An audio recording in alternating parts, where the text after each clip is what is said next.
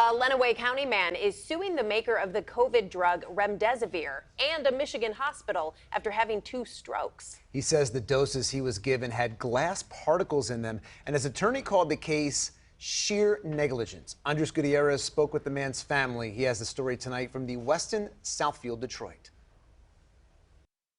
These are the fond memories those closest to Dan Nowacki hold so dear. Spring of 21, he cut and split wood to heat his house through the winter. In the wood burner he built himself. Fix, work on anything, tinker on anything. And he would bring the golf cart around, help me unload groceries. Dan's wife, Kathleen, and their son, Luke, are now providing round-the-clock care because of what they say was a tainted COVID drug. And one of the things that we're going to define in this lawsuit and we're going to figure out is exactly what did they know when. Dan's attorneys at Venn Johnson Law are suing the maker of remdesivir over claims the drug had glass particles when staff at St. Joseph Mercy Hospital in Chelsea gave it to him in November 2021 to fight COVID. The lawsuit claims that out of the 5 doses Dan received during his stay, at least 2 were from the bad batch. A few days later, he suffered a stroke.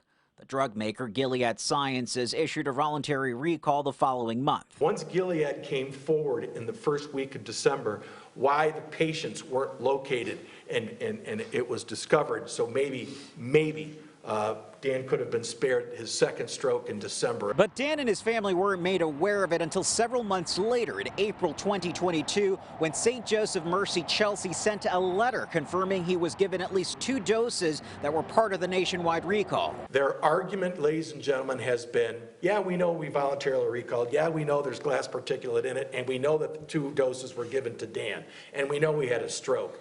But since we followed the FDA guidelines and were approved, we have drug immunity. You can't sue us because it was approved by the FDA. But a Michigan judge ruled for the first time that the Public Readiness and Emergency Preparedness Act does not shield a drug maker from liability when its medication is contaminated with glass particles. FDA never approved this drug in the form that it was given to Mr. Nowacki, period. A spokesperson for the hospital said they're aware of the ruling and can't comment due to ongoing litigation. In Southfield, Andres Gutierrez, CBS News, Detroit.